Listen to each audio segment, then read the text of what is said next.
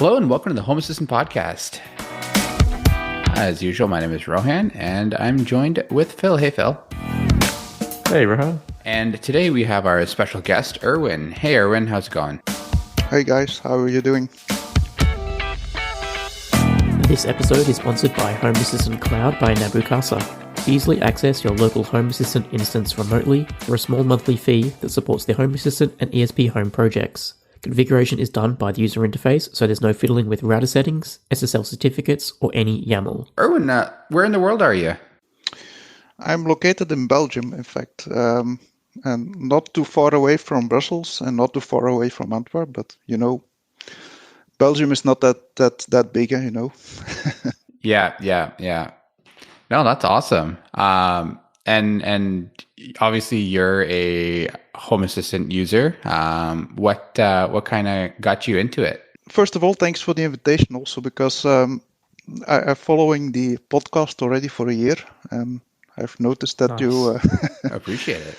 that the guests are always heavy users of Home Assistant, and I must say I'm a newbie because I'm only using it for 2 years. Yeah. So, but very much appreciated for the invitation. So, in fact, my journey started, let's say, 3 years ago, and the trigger was that I was building a new house from scratch. So, and I decided to do the electricity work myself. And the first thing was to select a home automation system. So I'm not talking about Home Assistant, but the home automation itself. And I did an evaluation between the, at that time, what was available on the market. So things like Nico Home Control, KNX, Loxono, and Velbus. And so I did an extensive evaluation of that. And I decided to go on with Velbus. Okay. For a couple of reasons.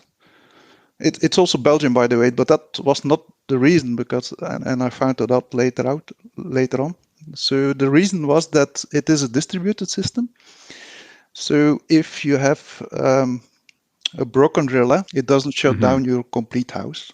You're not out of lightning. And the second reason is that it is based on CAN bus, which is a protocol that is used in the automotive industry, right?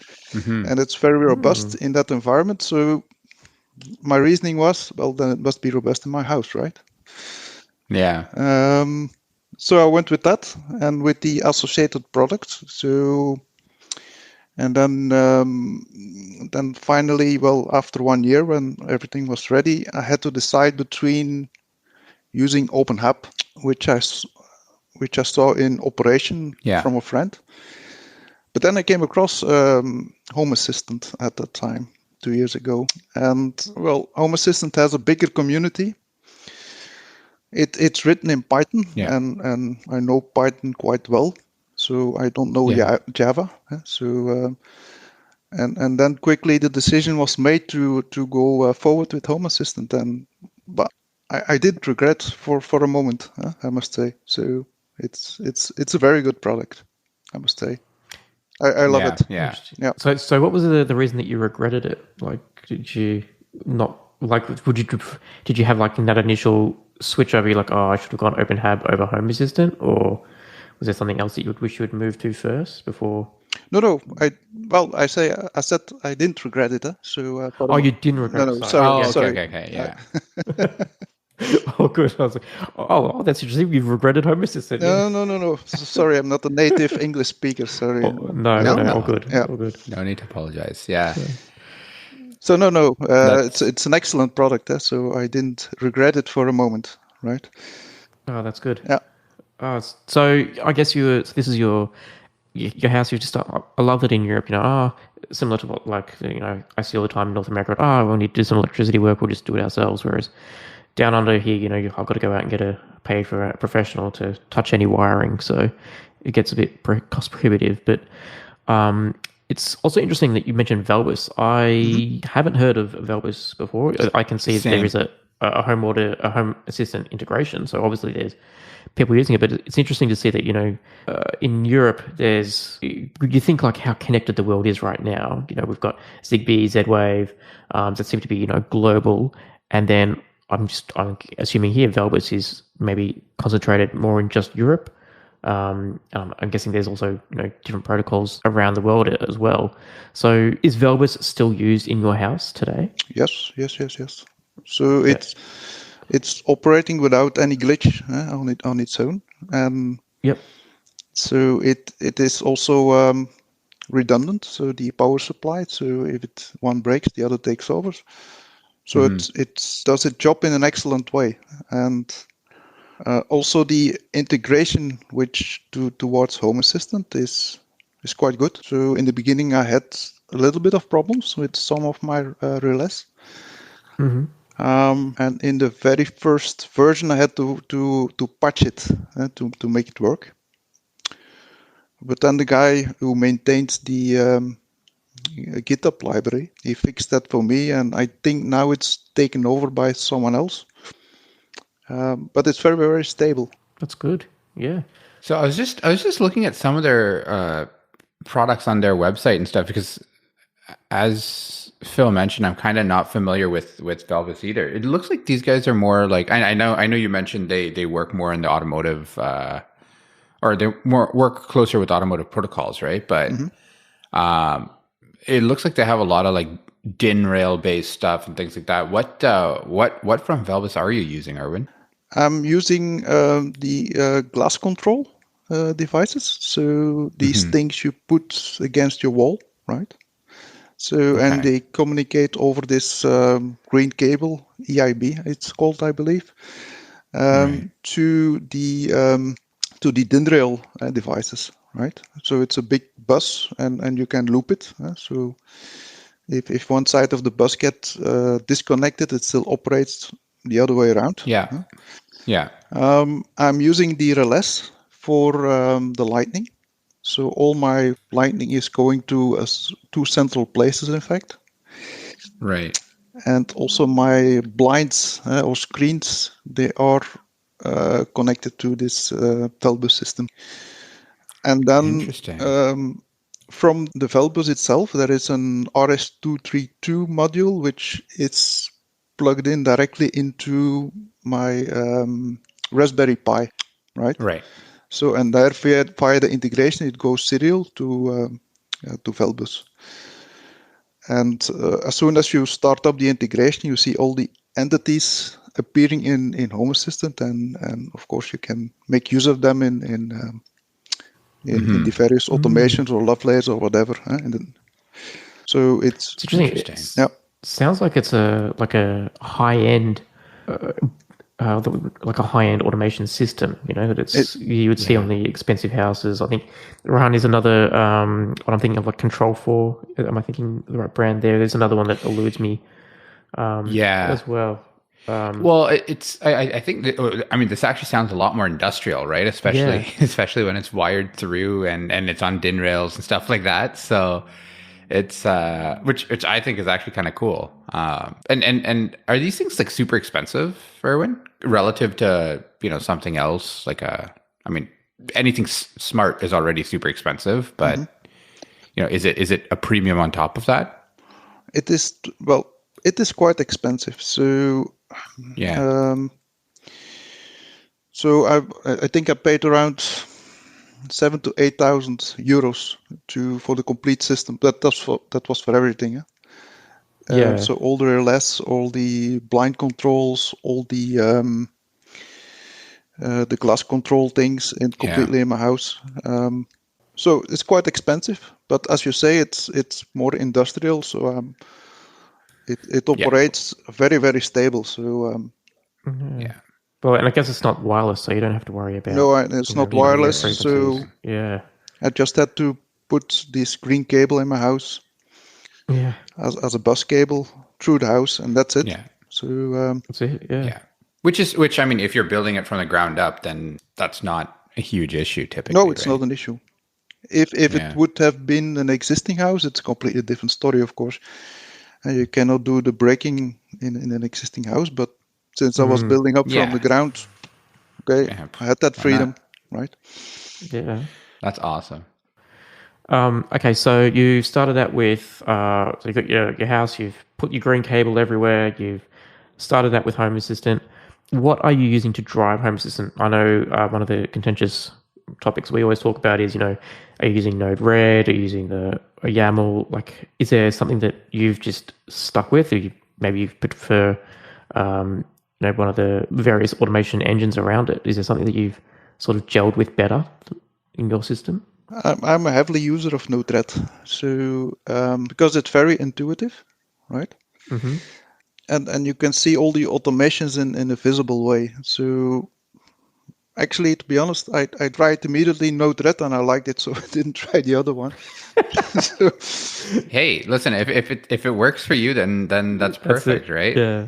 But for me, it works fine. That's good. Yep. And so you've got all your physical switches and your blinds, all that control physically.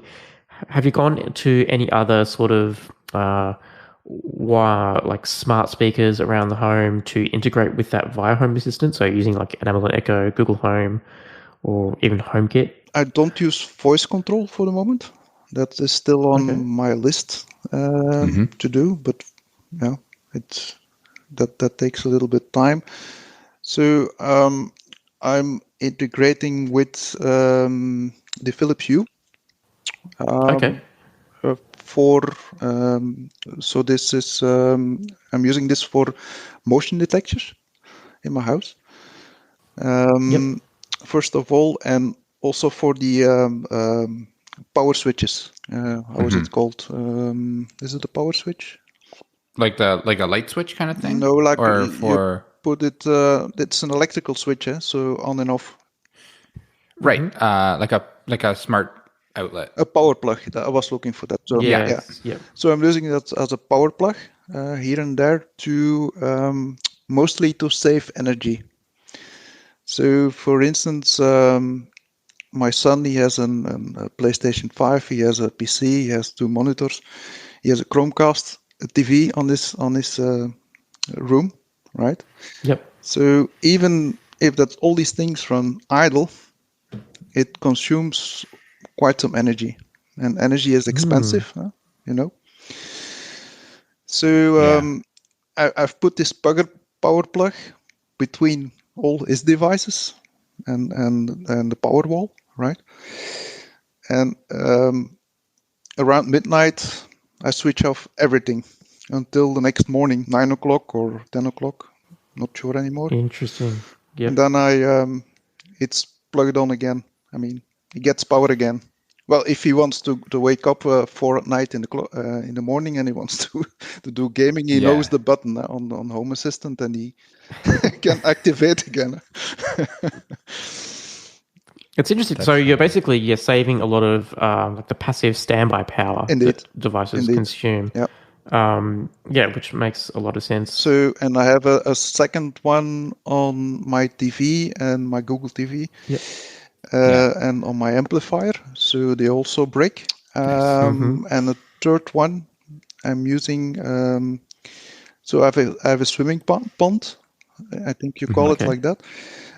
So, and also there I have 2 pumps. So for water circulation. Yeah.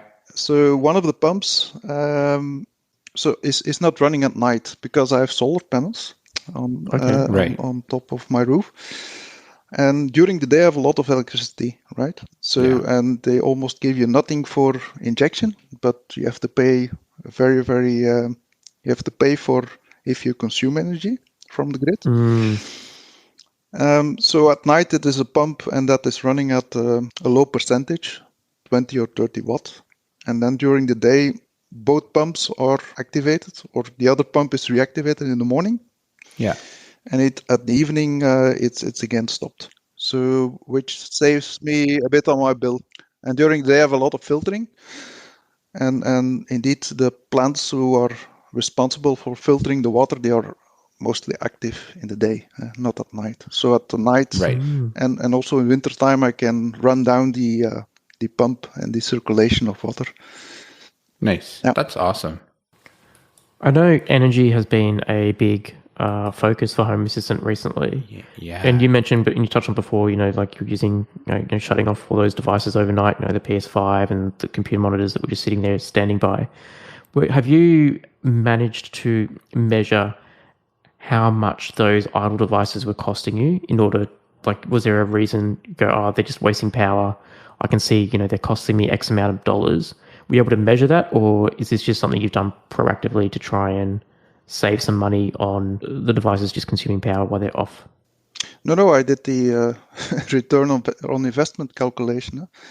So Okay. and so that power plug was paid back in about a year. Wow. Okay. So That's interesting. Just by saving passive power. Yeah. yeah. That is awesome. Wow. And that was when the energy was cheap. So now with the Yeah. Ukraine crisis, the electricity in Belgium doubled, right? Electricity price doubled. Wow. So yeah. Wow, that's Well, that's good. And have you? Because you said before you got solar panels, have you integrated your whole house energy using the new energy dashboard so that you can see how much you're consuming and how much you're generating from solar? Yeah, that is one of my favorites actually. Oh, good. and yeah, the problem is, so I have solar panels, and in Belgium, so for the principle is that you take from the grid and you pay, you inject, and you get a little bit of money. So it's in our own interest that you consume energy when you have solar energy, right? Yeah. So the big problem was to discuss with my wife when to put on the washing machine, because she said, yeah, how can I know? And I said, yeah, I will make something that you can measure it, right? This was before the energy panel was there. So I made an integration. I'm using myself, so it's on GitHub, but I'm basically using myself. That is measuring the smart meter, that take the measurements from the smart metering and also takes the input from the solar panel. It dumps it into a database, so I can consult it later on. And I'm in fact calculating each 5 minutes what I call the balance. So the balance is the difference between what I inject in the grid and what I take back, right? Right. So if this balance is positive, you can start consuming energy, right? And I let my wife know a couple of ballpark figures. So let's say the washing machine takes 2 kW, and that device take that amount of energy, etc. So I said to her, I will make it available on Home Assistant, this balance, because it's visible as an entity. So I just use a REST API interface to what I wrote. And she can look to it. And if there is enough energy, she puts on the washing machine, right? Just at the right So moment. you're basically getting like a free washing cycle. And you get a free washing cycle. Almost, Yeah. And not in winter time, but starting from March, you have enough energy to feed a washing machine, and the same goes for the dishing machine, etc. And I made one extra automation for my waterbed. So my waterbed consumes a lot of energy, right? Because you need to keep it at a certain temperature, 25, 26 degrees minimum. Right. So in summertime, and don't do this in wintertime, but in summertime, let's say from March to end of October, I have an automation running that if the balance is more than 500 watts, I put on my waterbed, right? Because then there is enough energy to heat up my waterbed. And in the evening, when the sun is gone, it simply switch off my waterbed. And it can continue for 24 hours without any problem. So the energy consumption for the waterbed is mainly done during the day when there is energy and not at night. Nice. Yeah. Nice. And that saves me a lot of money. Yeah. Yeah, I was going to say at night your body will also kind of help regulate that temperature too, Indeed, right? So. Indeed. That's the other thing. So at night, we produce about 100 watts. So that helps a little bit, indeed. Yeah. So you don't feel that, not at all, but you feel it in the bill. Yeah, of course. I'm sure. So how much do you think that, or not how much, but do you think that your automations have saved you enough money in energy to justify the time that you've put in to creating these automations? Like, do you think you're saving your house is that much smarter, it's saving you a lot more money now? Well, to be honest, I was doing this for fun, so not directly for the money, but well, okay, you save easily. If I make the calculation, it's around 100 euros per year, easily save. Of course, and for something that you're doing for fun is always a bonus, right? It's doing for fun, and I'm also in favor of sustainability. So I like to do something back for the environment too. It's a bit, it's our duty, right? To do something back Sure. for that. Because I think, something that is sort of overlooked in the smart home world is the passive power that smart home devices generally take. So I know, for example, before when I was renting a house, I would have Zigbee bulbs on 24 hours a day with their radios on, right? The light bulb's not on, but the radios are physically on. Same thing, with motion sensors around my home, constantly being on 24 hours a day. But the fact that you were able to measure just before how much money you were able to save and recoup the cost of those power plugs, just by saving that passive power or the phantom energy that's being drawn every night. I think if the smart home world could focus more on that, it would definitely offset a lot of the extra power we're using just having smart devices everywhere. Yeah. Right. Indeed. Well, and I think even those smart devices aren't super hungry relative to like Erwin you were saying, like your amplifier or something like that, right? Which typically would use a little more. But yeah, it's always on standby, but nevertheless, and it's only a couple of watts, but if you calculate for a couple of watts during a year, it's a lot of watts, absolutely. Yeah. Do you generate enough energy from your solar panels to justify a battery, or have you already got a battery to store some of the energy, the excess energy that you've got? I don't have it for the moment. Well, I'm still recording the data, right? That's why I'm recording the data in the database. So I have to make the calculations. It's too early for that. I like that you're going to the level of recording the data first and then calculating it. I feel as though, from my perspective, I would, I need that. That will, I don't go to the level of what am I physically going to say. I just go, yep, looks like a good idea. I'll do it, right? But you've actually gone, no, I'm going to take the data down and work out how much I'm going to save and then justify it that way, which I think is fantastic. And you're doing it all in Home Assistant as well, which is even better.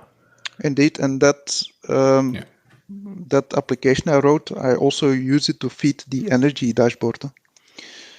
Right, interesting. Because my meter is connected to that, and it cannot be connected to a third-party integration at the same time, and my application. So, but that's fine. That works perfect. So it was not that difficult to write an integration. I can see here from the original email you sent us, you've actually written a few things, and we're going to put links to all these in the show notes as well, because it's some fantastic things.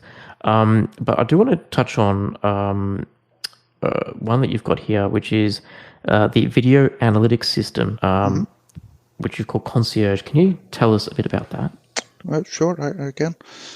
So this started a bit as in my previous job. So I worked for I'm still working for Nokia, by the way. So at the time, 6 years ago, we were creating IPTV systems, and I got a bit my experience from that project, where I had to write here and there an application, a web application, in the video space. And then in 2020, Corona came by, and there was a little bit time to experiment. So I started. First of all, I started buying some cameras, and I just selected Home Assistant. So, to be honest, the camera selection was also based a bit on what the community of Home Assistant reported to me, right? Sure. And I concluded that the Reolink was a good choice to integrate with Home Assistant. So I made that selection, and then I wanted to have a network recording on top of that, because there is an SD card inside my camera. But I like to have things double. I mean, clips double. So Right. I used a Raspberry Pi 4 to do the recording based on motion. So not all the time. So when there is motion around my house, it does the recording. And then I said, yeah, why not extend it with detecting persons around the house and making my alarm system, I didn't have one at the time, to make it a bit richer. Huh? Interesting. So then I start looking at the time, nowadays we have several of these things that you can use, like DeepStack, like Dudes, like Frigid. They're all available, and I just compared them already with what I have. But I have some. I will come back to that. I have some reasons not to switch to the other one. So I started then a microservice development because I was experimenting with Docker, etc. So let me experiment with that. Then I came across a library which is called YOLO. You only look once. I like it. Yeah, which is it's available on the GitHub, so you can download it. And actually, that does the job of detecting objects in images. So then I went a step further. And I made a bit my own video management system by writing small applications to configure automatically my cameras. And as soon as the recording is there, then the analysis of the images starts, right? Looking for persons. So, and if a person is found, it is put in a kind of list of images, which you can consult. And then I have also a REST API if a person is detected or if an object in general is detected, depending on what you want to detect. Right. And in fact, I must say that works pretty well because the thing is, how do you test this? So that's not that easy because that's a story about the false positives and the false negatives, right? So actually, I tested this when I was on vacation, right? So I put it in operation and I made a small automation. If someone is detected around my house because my family or nor I was over there, send me or push me a notification on my phone via push bullet, for instance. And I knew that someone was coming around a couple of days. So I abused a bit the fact that he was coming around to check that I was only notified when this person was coming around and that I was not notified otherwise, right? Unless someone was breaking in, you know? Yeah. And well, I didn't get any false alarm. So I must say this YOLO library, that works fine, right? So it does really a job. So then I was wondering, can I switch to one of the other platforms? Because I'm with my concierge, I'm alone for the moment. Yeah. So I was wondering, why not switch to Frigid or Dudes, right? Yeah, that way you don't have to maintain your code. Someone else is maintaining someone it. else maintaining it. Yeah. Maybe I can contribute to that because I have some experience, right? Yeah. But for Frigid and Dudes, this approach I don't like. Because in that case, you have to analyze the images all the time. And that's not what I want to do. It feels a little bit like having a dog, right? To warn you if someone is around the house. But at the same time, you're sitting next to the dog and you're looking also, is someone not there? So I don't like this approach. So I like the approach I have now. I have a dog. Only when he barks, I start analyzing. Otherwise, I don't look, right? So Fridge and Dudes is for me an overkill, right? I don't want to sacrifice silicon or energy on that processing all the time images. Yeah. Then I'm left with DeepStack, right? So which does the trick on demand. So based on motion. So this is something what I have. But then with DeepStack, when I looked, you need dedicated hardware. So and I didn't want to switch hardware.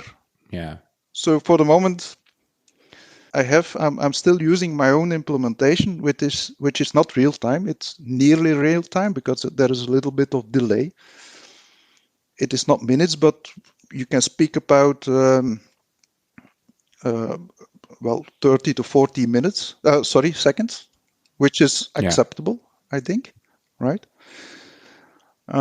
It's not a problem for me, and also my system is adaptive. So if there is a lot of motion around my house, right, you have to process a lot of images. Then it's adaptive. It will skip some images so that the Raspberry Pi 4 is not overloaded with image processing. So you're running all this through a Raspberry Pi 4? I'm running all this through Raspberry Pi 4. Yeah. Interesting. Yeah. That's amazing. And it hasn't it's able to keep up. Obviously, like you said, it is adaptive and stuff. It's adaptive, but it's able to keep up. Yeah, it's able to keep up with 4 cameras. Wow. So I will install now a 5th in my garden, but I think it will still keep up with the pace of. Wow. Okay, that's pretty impressive, actually. And currently, I'm running an automation. I'm working on it. So if I'm away, and the fact that I'm away, I'm indicating in the alarm panel, right? I'm on vacation or I'm away. So in that case, if a person is detected, I will switch on my my Google TV. I will switch on my amplifier. I will switch on my TV. So you get an image from a Google TV, and I'm streaming, in fact, the image of the person that is detected to my TV. So then when someone is sneaking around my house, he sees his own image, which will scare him off, hopefully, right? Yeah. I was hoping when you were starting this, I was like, okay, he's going to turn the sprinklers on, he's going to lock him in the shed or something. That's an idea. Right? That's funny. You got it's like a movie. You got those like automated guns coming down, just pointing it at people.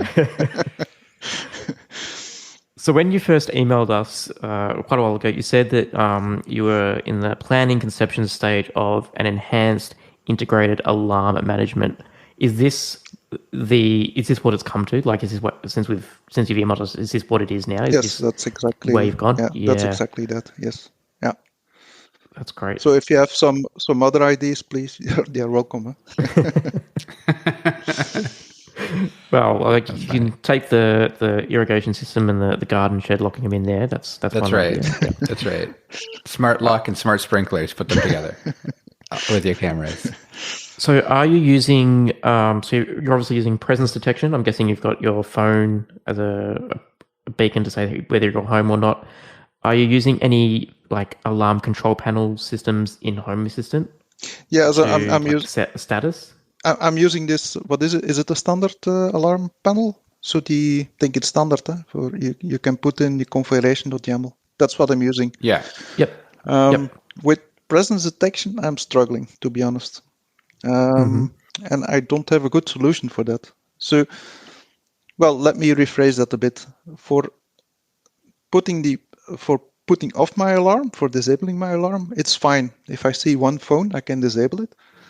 But I'm hesitating for enabling it because I'm still using the old ping to ping the phone of myself, my wife, and my son and daughter. But yeah, you have the problem of an iPhone with my son, so that is not always pingable. Yep. And my daughter, well, she doesn't charge her phone, so it's worthless. Huh? That's funny. Yeah, it's funny. I'm actually going through like the exact same issue right now. So I'm Android. Everything's easy for me, right? My phone's on the Wi-Fi. I'm home. My wife, who has an iPhone, sometimes has her Wi-Fi off because I'm apparently always taking up too much internet and slowing things down. So she just turns her Wi-Fi off. Or the iPhone, I think, randomizes its MAC address or whatever, and you just can't detect which device is on the network. For whatever reason, it hides itself. Does it? I didn't know. Okay. Yeah, there is a setting that you can disable somewhere in the settings, but I don't want to have to go through her phone and set those things up. So I am currently toying with Bayesian sensors for my wife. So trying to work out, I've got a couple of tile Bluetooth trackers.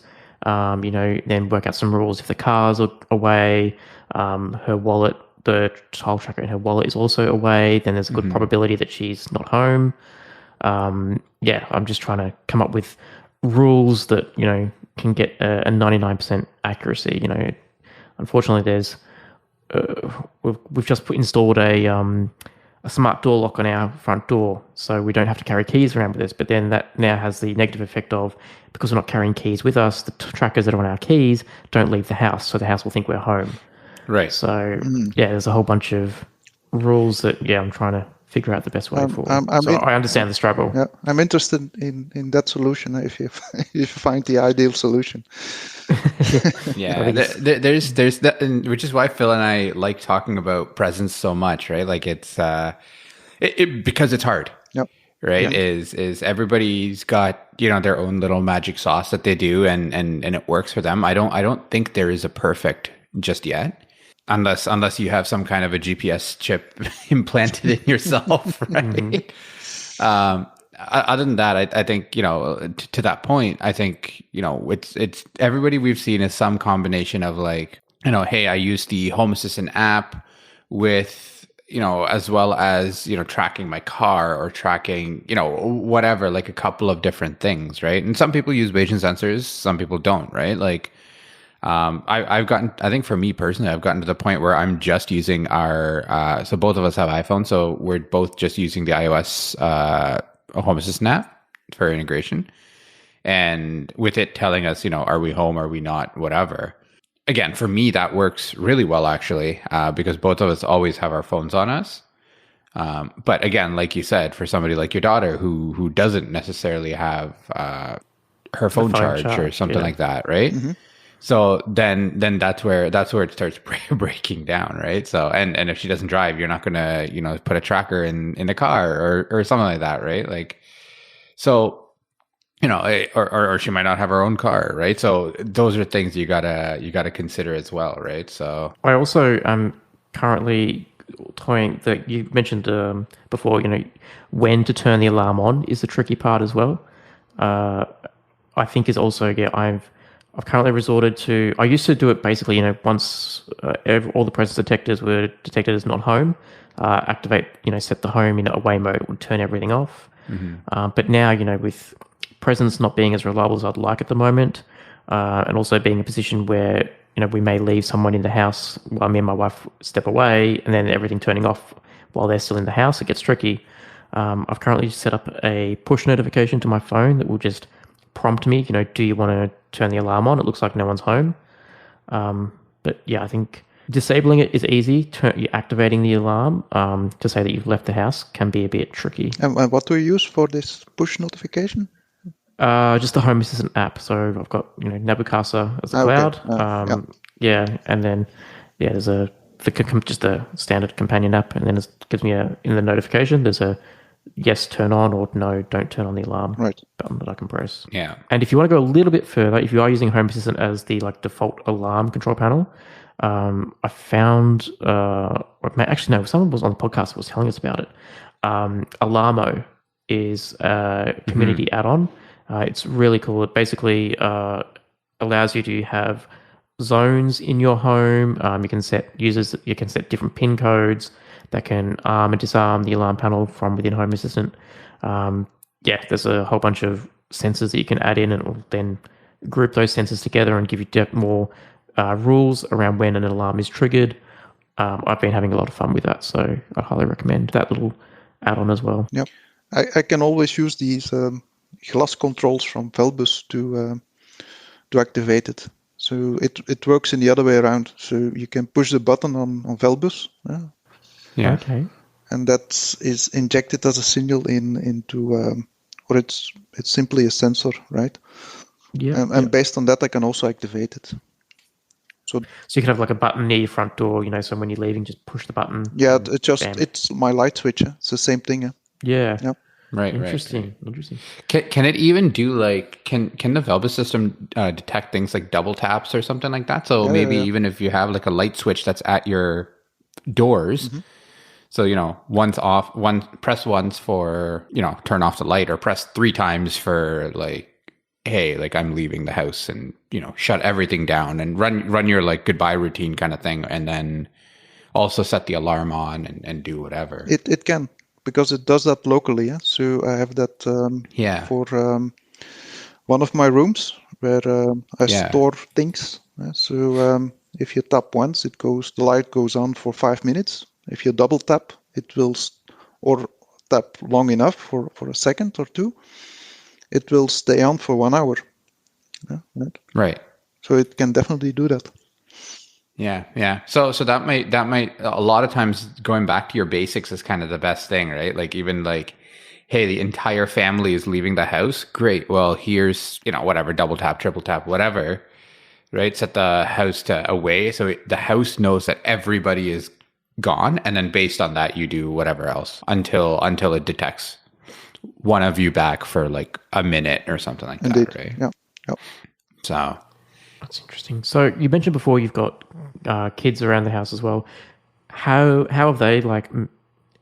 How are they using the smart home? Have you got them, telling them to do double taps on buttons and all that? And how have you done anything custom that they've, feature requests that they've said, hey, I wish the house could do this, and you've sort of built that out for them? Well, there was one thing for the remote control for my amplifier. It broke, and I cannot find a replacement. yeah. So they are forced to use it to put it on, right? So that is one thing, and the other thing is the go to sleep button. That's what they ask. Nice. Yeah. So push the button, every light goes out, the TV goes out, the amplifier shuts down, and I activate the power plugs. I deactivate the power plugs, right? Yeah, of course. Yeah. So other than that, no, not really. But my wife is using the energy panel. So even in the evening, she checks, did I do well, right? which is awesome. I mean, again, especially because you guys do make decisions based on that too, right? Should I run the wash right now? Should I wait a little bit? Should I, whatever that looks like, right? So, which is nice. And to your earlier point, it's always good to be conservative too, right? Or from an energy savings perspective and stuff. So, which is really also nice. Like the energy dashboard can give you like a real-time price on how much you've spent as well. If you put in the cost of energy as a sensor in Home Assistant, the dashboard will just say, okay, you spent $3 today. Yeah. And then that way it becomes an actual financial goal as well. Yeah, true. Becomes really visible. You saved that amount of money that day or that month. Correct. Exactly. Yeah. Until you realize, I don't know how it is for you guys, Erwin and Phil, but there's all of these like extra fees and stuff like that you don't take into account too, right? On top of all of those standard fees. But yeah, like it's definitely really useful. So I'm looking to getting into the energy monitoring thing and everything myself too, right? So it's nice to see, successes from folks like yourself, Erwin. Yeah, there is one drawback in the energy panel that is I've noticed.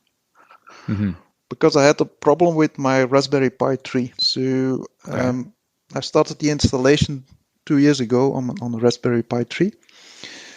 And after that many weeks, I found out that it blocked completely. But even the device was not reachable anymore, so I could not do an SSH session to the device. So it was completely blocked, including the network. So that was really annoying. And I thought it was due to the installation I used at that time. It was some Docker-based installation I found on the internet, and I tried that and it worked, etc. So I said to myself, well, let me switch to the, we have now backup, and we can do restore. So let me reinstall it completely with the standard installation, the basic installation.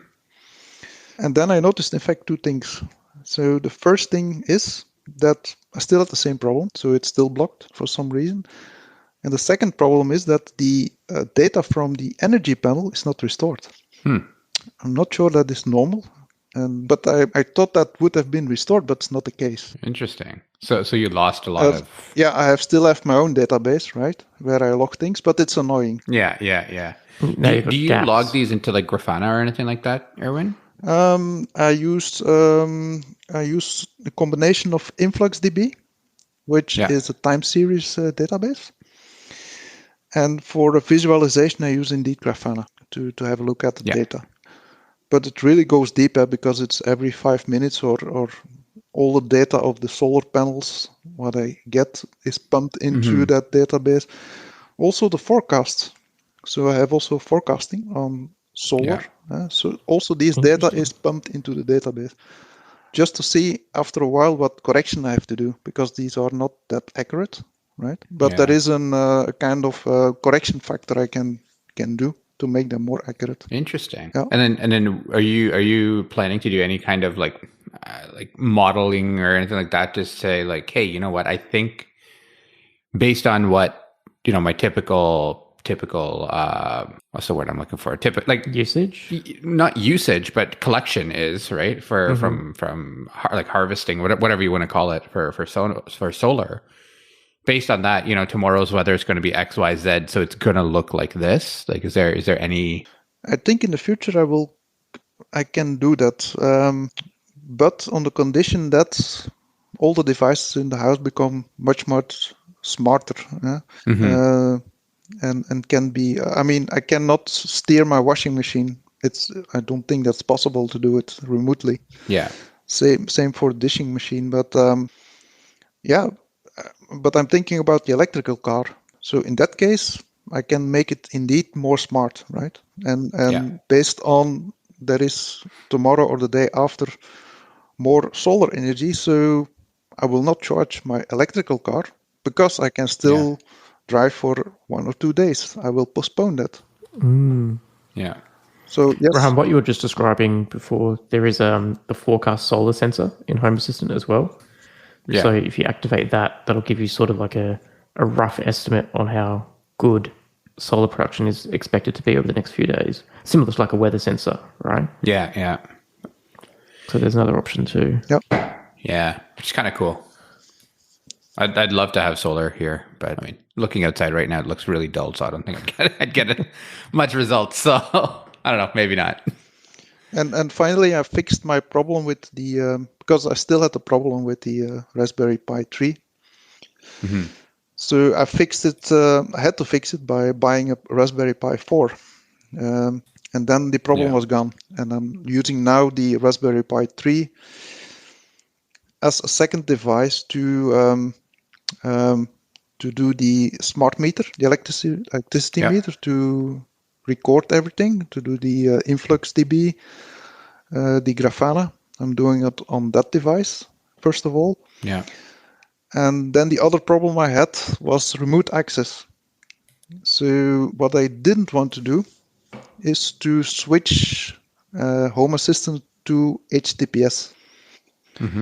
Because if you switch to HTTPS, my son complained because he has an iPhone and I need a certificate. So in that case, with a self-signed certificate, an iPhone doesn't accept it. So I have to produce, or I have to buy one, or I have to produce again, right?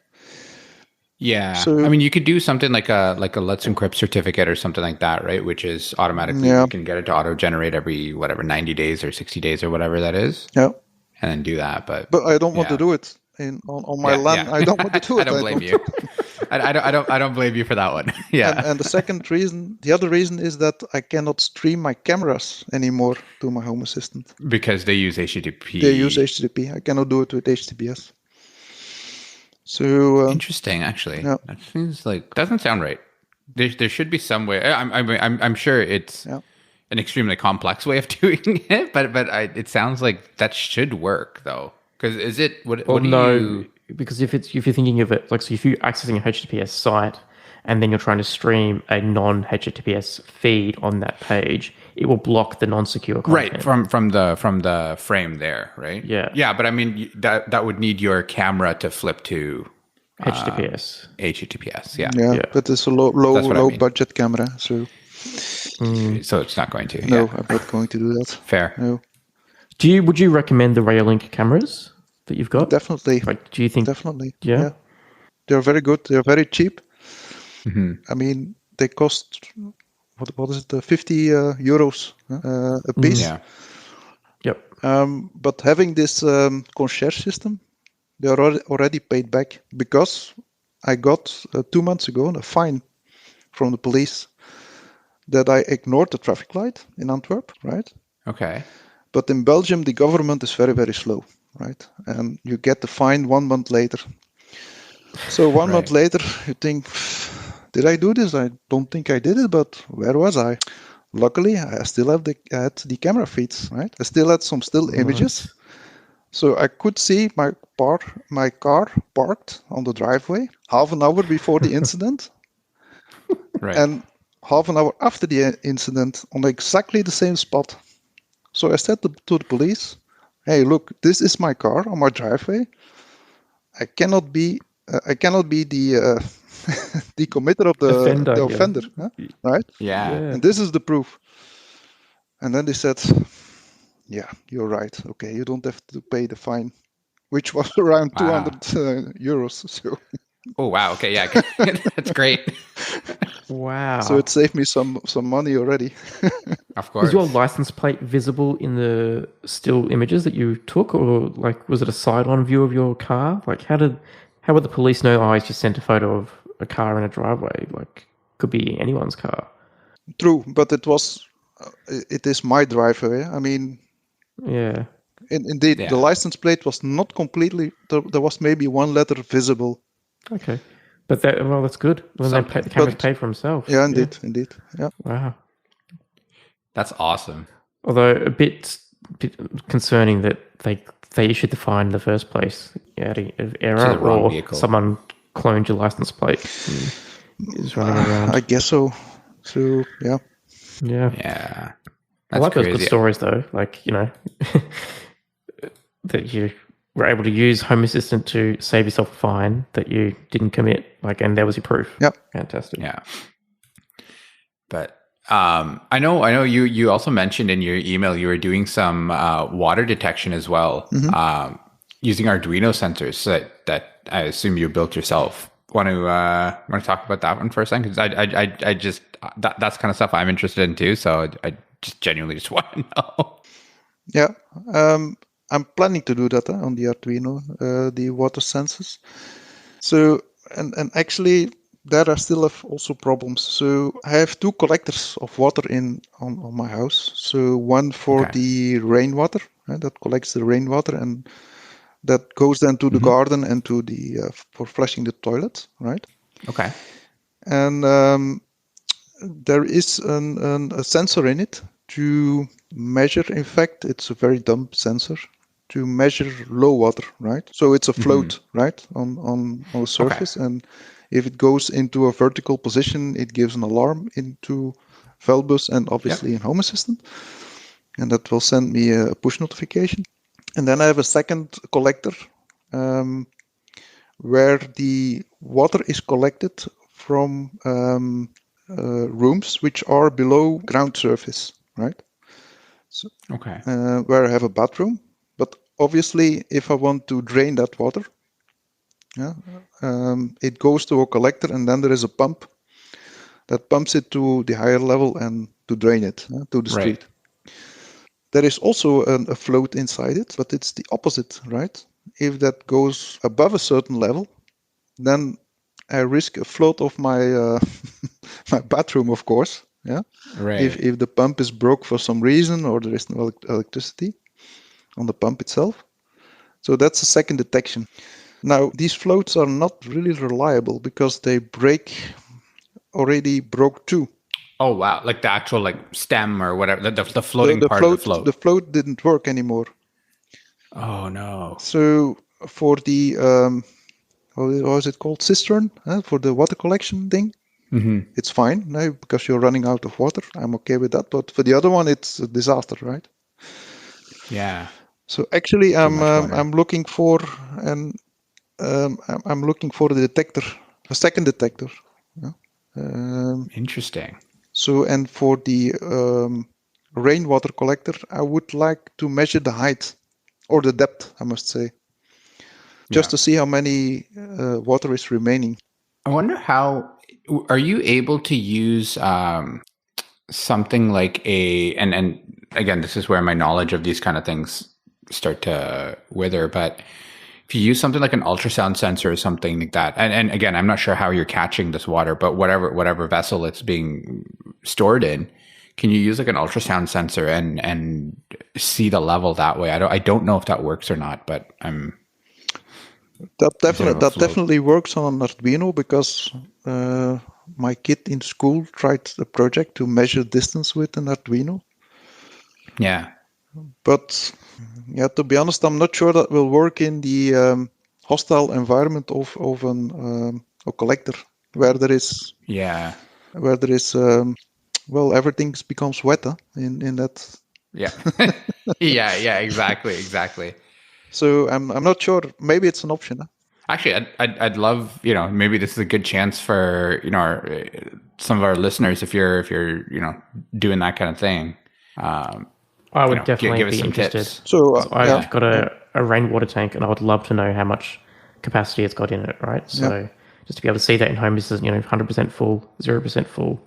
Mm-hmm. I've definitely seen the ultrasonic sensors or ultrasound sensors that you were talking about, Rohan. Like that's one of the basic Arduino projects out there, right? Like there's a million guides on how to do those, but if there's another more solid solution that's more weatherproof, I guess, I'd love to hear it. Yeah. Oh, there might be a project with ESP Home or something like that. Definitely. Yeah, exactly right. That'd be kind of cool. Yeah. But this is certainly something I want to explore further in the future. And indeed. Yeah. So if anyone out there knows anything, feel free to shoot us an email, and we can definitely pass it on to Erwin. Yeah. Well, Erwin, thank you very much for taking the time to talk to us today. We're going to leave links to all those GitHub repos that you've created and shared. Also, thank you for doing that, making them open source and sharing them around. We'll leave links in the show notes. So, Erwin, thank you very much. Really appreciate it. You're welcome. Yeah, thank you. All right. Cheers. Bye. If you want to share your Home Assistant journey or come on as a guest, reach out to us at feedback@hasspodcast.io. That's HASS podcast.io.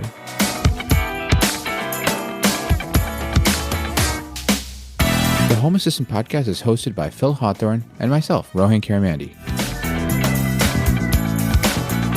For links to topics we discussed today, check out our show notes on hasspodcast.io.